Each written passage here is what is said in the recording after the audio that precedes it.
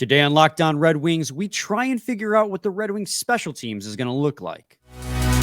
You're Locked On Red Wings, your daily podcast on the Detroit Red Wings. Part of the Locked On Podcast Network, your team every day.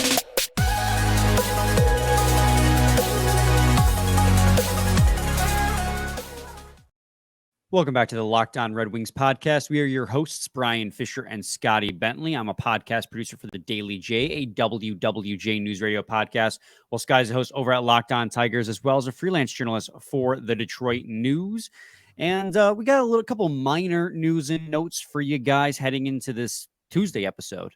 Locked On Red Wings, we skipped Monday. We got to do 4 a week this week. Then we're down to 3 a week until the offseason ends and preseason and whatnot begins. We're going to go over those news and notes, and then we'll also just going to kind of try and do our best to figure out what the special teams might look like. But, Scotty, like everything, right? It's going to be trial and error in reality as well. Certainly. But we're just going to have some fun and see what we can do because it's off season. So there's not much really to break down at this point. At some point, we're going to start doing player previews, Atlantic Division outlooks, stuff like that. But it's going to be a lot of previews coming up. Because we're at that point in the offseason, and we're going to start off with our special teams because we did the starting night lineup last week. Well, first, Scotty, how are you? I'm pretty good, man. How are you? I'm all right. Just got back from Traverse City. Had a wedding out there this past weekend, which is why we didn't record Sunday night from Monday, as I just 3.5 hour drive back, and I just wanted to lay on the couch and sleep when we got back. So it's pretty much blame you. What I did most of Sunday evening. But here we are ready to go again. It's early on the afternoon on Monday because I was smart and took Monday off to recuperate. And let's hit it, man. We can just head right into it. First things first, go over these news and notes for you guys. Jared McIsaac signed a 1-year contract extension with the Detroit Red Wings, two-way contract, $787,500 at the NHL level, and $70,000 in the minors. Again, two-way contract just for one added year.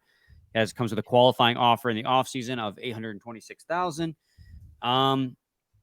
This is a depth signing for the Detroit Red Wings. And, Jared McIsaac was taken in the second round back in 2018. He,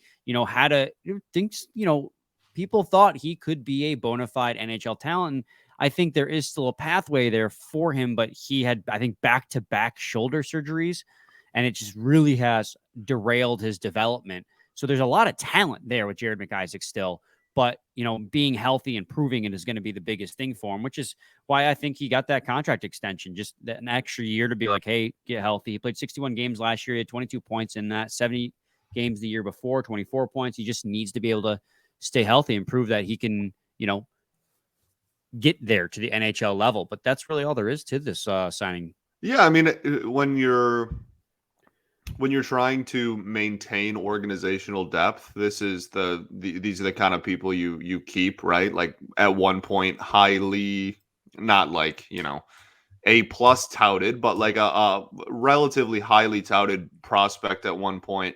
And yeah, those are the guys that you hang on to when you're trying to, like I said, maintain depth is really the biggest way to put it. Like, you improved your depth so much at the NHL level, and obviously that continues through the organization is how the best organizations are run. So yeah, we'll see what he does. Him individually, like you said, it's a lot about staying on the ice. But I mean, even when he's been on the ice, it probably hasn't been the production that a lot of people maybe thought on draft night or a year removed from draft night. But yeah, we'll see. This is probably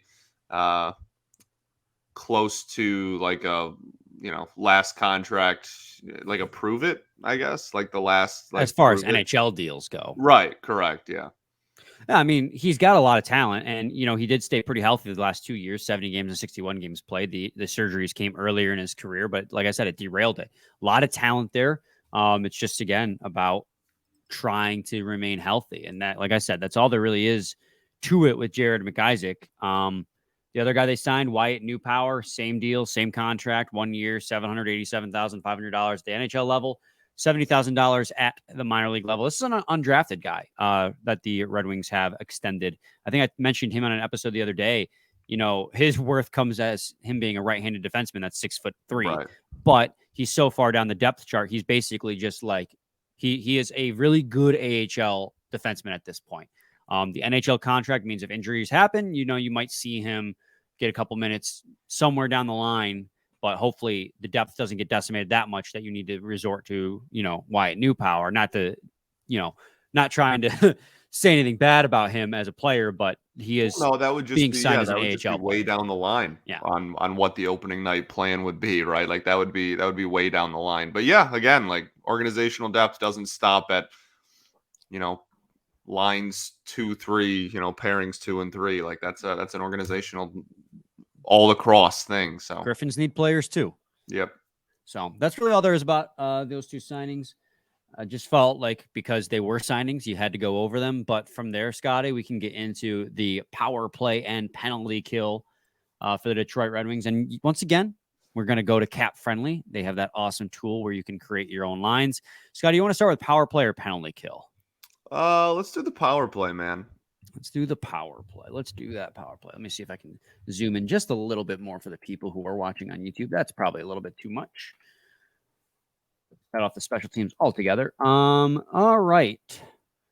I mean, there are some things that are really easy to pick out with the power plays and some things that are really hard. Yeah. Like, for instance, I think that Moritz Seider on power play 1 makes a lot of sense. I mean, you're grooming him to be your all-around best defenseman. You get him the best minutes possible on power play 1. Does that make sense to you? Yes. Okay. So you put him on power play 1. Who else do you see on power play 1, Scotty? I mean, I don't know. I find it hard to believe that DeBrincat isn't going to get power play opportunities. So I was thinking the same thing. That he's got to be your power play 1 like finisher, right? I mean, that's what his job is to be the goal scorer, to be the finisher. And if you think about it too, so like a lot of power plays that are being run, and I believe the Red Wings are running it this way too. You have 4 forwards on the ice and 1 defenseman because you have 2 forwards on the wing, 1 in the middle and 1 in front of the net. Seider, being a right-handed defenseman, is going to be able to feed the Brinket on the left wing as a right-handed shot a lot better than like a left-handed defenseman. So you're thinking about that chemistry as well, being able to line him up for that one-timer. And I just think that that's going to, I mean, DeBrincat just as your finisher, that just is a no-brainer. And then having Seider on the point to feed him with Seider's ability to feed players is just a no doubt no-brainer in my opinion. Yeah, agreed. I mean, and just for just the sake of you want your best goal scorer to be on the ice as often as possible, especially with a man advantage. Like I think that's if you just want to be like super in layman's terms about it, like I think you just want your best goal scorer out there as much as possible. Yeah, and I think center here is pretty easy too. Now your center is going to be your, what do they call it, the bumper in the middle, the guy that's in the center of the ice, just trying to draw defenders away and keep the puck moving from side to side, wing to wing. I mean, it's got to go back to the captain, right, Dylan Larkin? Yeah, don't see why I wouldn't. He was a pretty effective bumper this last year. I mean, he's just the best all-around player that you have on the team. You want to put him in the position to have the most impact, which is that bumper position. Yeah, agreed. See, and this is where, Scotty, in my opinion, it gets a little tricky because I'm not really sure. This is where losing Dominic Kubalik kind of stinks because he was great on that opposite wing for that one-timer. I'm not really sure who to put on the right wing. And I'm not really sure who to put as the net front presence on the power play either. This is where I really want to hear what you're thinking because this is where I struggle. Well, I bounce around a lot. I mean, I feel like I mean, like, I think there's a chance that you can just go to Raymond and like give him that opportunity. But like when you're looking at the players that the Wings brought in, like they brought in players to address that. It's just a matter of whether they are like power play 1 guys or if they brought them in more to like shore up the second unit. Like Sprong is an example. Like Sprong has I mean, we talked about it when we did like the, like breakdown on him, whatever that was last week, 2 weeks ago now. Like that's a guy that has last season got pretty darn good production out of the power play and is a shooter and kind of brings that like Kubalik-esque play style that now they obviously got rid of. I think that he would be like a high floor, low ceiling type of like player to just throw up there. But I don't know. I go back and forth a lot just because they do have more options now, which is a good problem to have.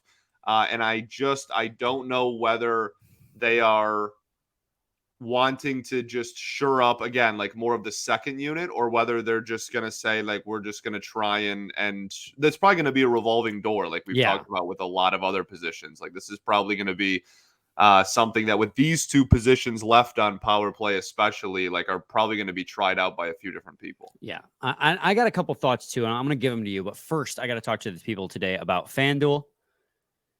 Take your first swing at betting MLB on FanDuel and get 10 times your first bet amount in bonus bets up to $200. That's right. Just bet $20 and you'll land $200 in bonus bets, win or lose. That's $200 you can spend betting everything from the money line to the over-under to who you think is going to hit the first home run. All on an app that's safe, secure, and super easy to use. Plus, when you win, you get paid instantly. There's no better place to bet than FanDuel. For the MLB, America's #1 sports book. So sign up today and visit FanDuel.com/lockedon to get up to $200 in bonus bets. That's FanDuel.com/lockedon. FanDuel, official partner of Major League Baseball. Segment 2, Locked On Red Wings podcast. Yeah, Scotty, I agree with you that when it comes to power play 1 on the right side, it's like I would put Sprong probably on power play 2, if anything. I agree that Lucas Raymond could be a viable option, but let me throw this out here too for you. Jonathan Berggren as a power play option as well. Now, I have down in my head already who I want on the left side on power play 2, but Jonathan Berggren proved last year that he is that type of playmaker that can make everyone on the team better.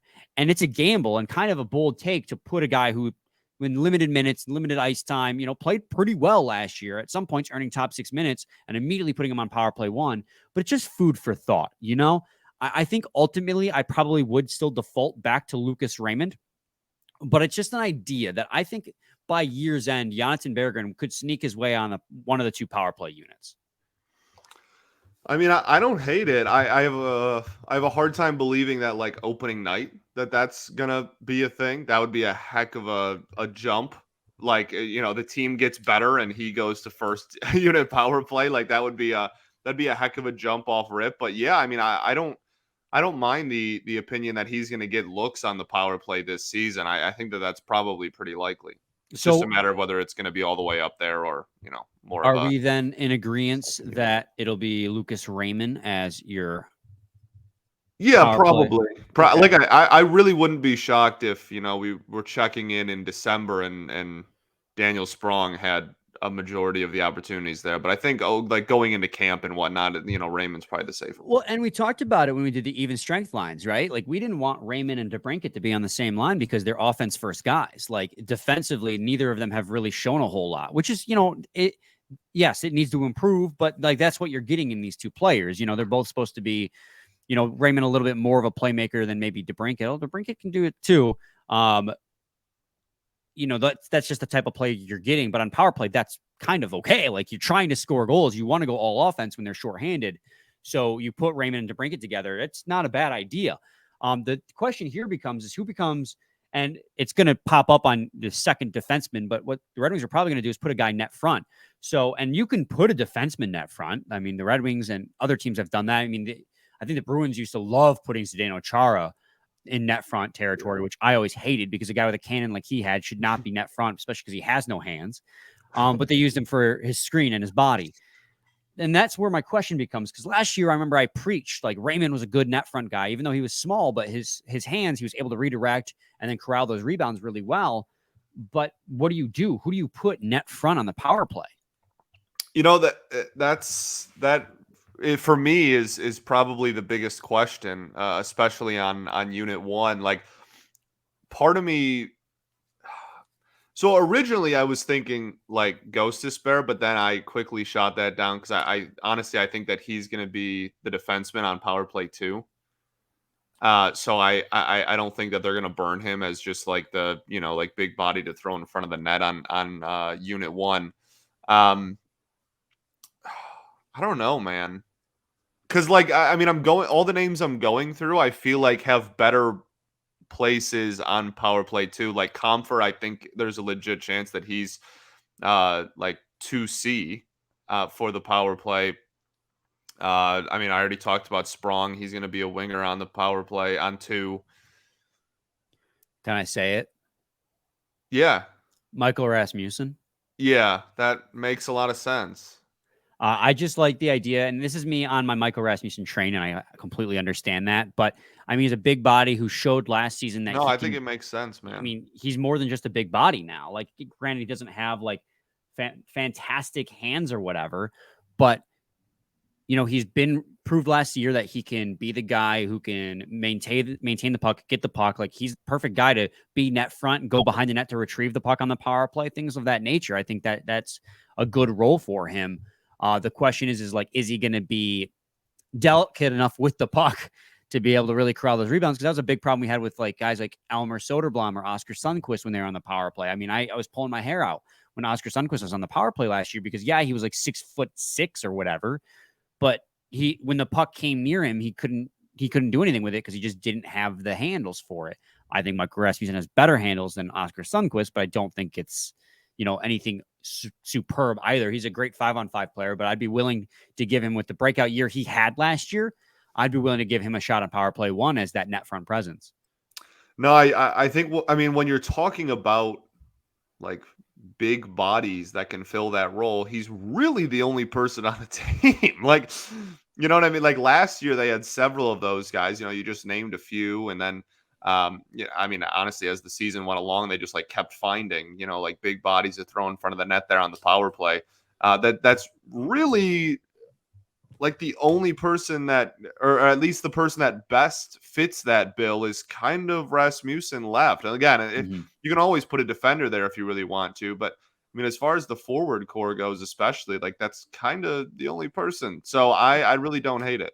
Yeah, and Rasmussen had a ton of garbage goals last year too, net front goals. So I think that's a good role for him. Let's try and get through power play 2 pretty quickly here because it's at 17 minutes. I want to get these power plays, special teams done before we get to penalty kills in segment 3. Second line center, second power play center. Who are you? I think this feeling? is JT Comfer. I don't think it's much of a conversation. Yeah, I'm there with you. Andrew Kopp, I think, is going to be more useful on the penalty kill. JT Comfer, however, had some pretty abysmal penalty kill numbers with the Colorado Avalanche, despite the fact that he's a pretty solid even strength. He's pretty solid defensively at even strength, but on penalty kill, he was really bad at the Avalanche. But his power play expected goals above replacement was pretty solid. So I think, yeah, that's your second line power play center. Then I would say for your left wing, you go David Perron. I mean, that's the role he played a lot this past year, and he's another goal scorer, right? That's the kind of guy you want there.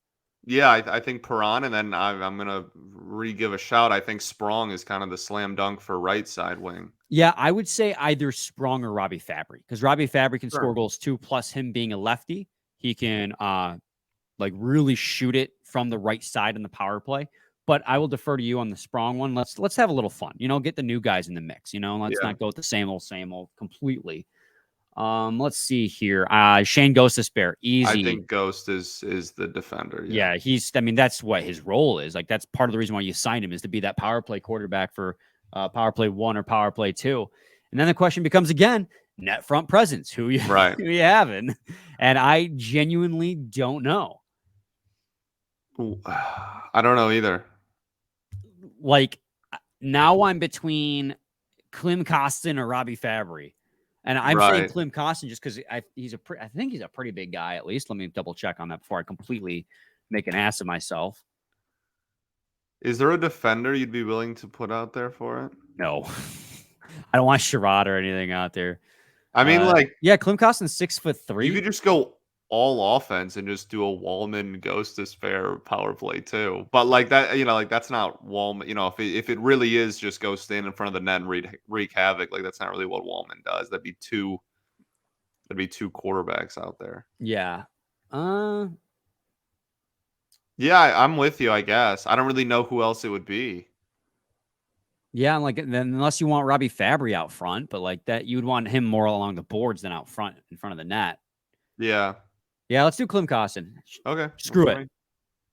Klim Kostin's your net front guy, 6'3" forward. No clue if that's going to work out, but this is what I'm talking about. It's hard to, especially when it's guys you haven't like seen a lot. Klim Kostin hasn't gotten a lot of playing time with the Oilers. Right. So, but the Red Wings clearly see something in him they like, that they'd sign him, they'd trade for him, and then keep him from going to the KHL. Like there's something there that Yzerman likes. And, well, we're going to trust Stevie on that one and hopefully don't make an ass of ourselves putting Kostin on the power play, but we'll see. We're going to take another quick break, and when we come back, we're going to knock out the penalty kill here in one quick segment, so stay tuned to Locked On Red Wings. Segment 3, Locked On Red Wings podcast. Scotty, let's do the penalty kill now. This is interesting. Penalty kill is kind of weird. I think it's pretty easy. We save one player on each line. I can think of 3 players for each penalty kill unit, except for like that last final 4th spot. You want me to kind of just give you what I'm thinking? Yeah. Give me, at least for unit 1. I mean, you can just kind of throw the 3 out there, I guess. Yeah. So, I mean, I think that, Dylan Larkin has proven himself to be a really good 2-way forward. Mm-hmm. I think that, you as a captain, it should be expected that he does everything out there, and he has proven that he can be. Penalty kill 1. And then on defense, I believe this is going to be tough.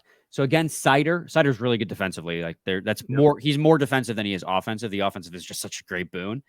And then it comes down to the pairs. The defensemen I have in mind for my penalty kills, and don't kill me here, are guys like Sherratt, Hull, Sider, and Mata.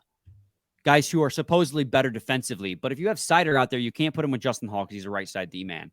Do you really want to put Olli Mata with Moritz Sider? Or maybe it's one of those things where you keep the chemistry together. Because Jake Wallman's pretty good too. You could put Jake Wallman. Maybe I don't have it as figured out as I thought. I thought I did, but not so much. And I'm assuming the other forward is the one that you, going into this, didn't think you had. Yes. So you know what? I'm gonna go back to, I think Wallman and Sider should stick together because they have such great chemistry. Sure. I think that'd be a good penalty kill 1. Okay. I mean, you certainly give yourself more of an opportunity to like clear the puck with those 2 guys out there too. Yeah. And Wallman's proven he's really good defensively too. He's not right. Just yeah, offensively for sure. Gifted. As far as the last forward spot, he might play unit 2 center. So like it might just be as simple as that. And I might be overthinking it, but it wouldn't be the most shocking thing in the world to me if Kopp played unit 1 wing. Yeah. See, I was thinking Kopp would be unit 2 center because he's like, that's his goal. Like that's his game, is he's a 2-way center and he can play really good defensively. So like, that's why I was thinking he'd be like your second line penalty kill center. Totally. Agree with that. And I think Christian Fischer, I mean, you signed him as a penalty kill specialist. He's going to go on one of those 2 penalty kills. I think he's unit 2. I think. I mean, I agree with you. He going into it, he was definitely someone I think we all kind of understood was going to be at one of those. And Olli Mata, another penalty kill specialist, another defensive defenseman. I think he'd be good on the left side on unit 2 as well. But then who do you have on the right side? Right. These are your 2 holes now. Yes. So right now on penalty kill 1, we have Larkin, Sider, Wallman. And then on unit 2 right now, we have Fischer, Kopp, and Mata. We need 1 more defenseman for unit 2 and 1 more forward for unit 1. And right. Yes. Correct. I'm looking at it, and I'm trying to think who's defensively responsible on the forward core. And it's not Fabry. It's not DeBrincat. It's not Raymond. Are we going Klim Kostin again? Wow, what a versatile guy. I'm gonna be honest, we're using Klim Kostin because we don't know how good or bad he is at those roles. So we're like, well, let me look up his player card before, because again, I don't know a lot about Klim Kostin.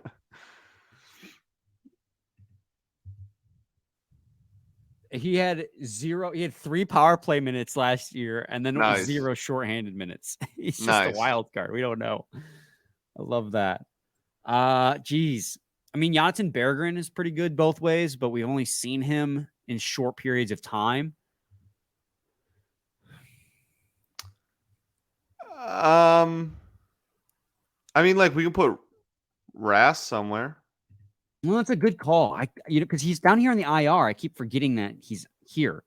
I think, yeah, that's great. I like that. And then I would say either Sherratt or Justin Hall as your PK2. Mata being a left-handed D, maybe Hall because he's I think right-handed. Hall probably, if yeah. Double.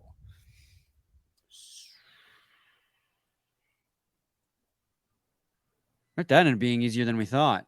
It helps when you're just kind of guessing.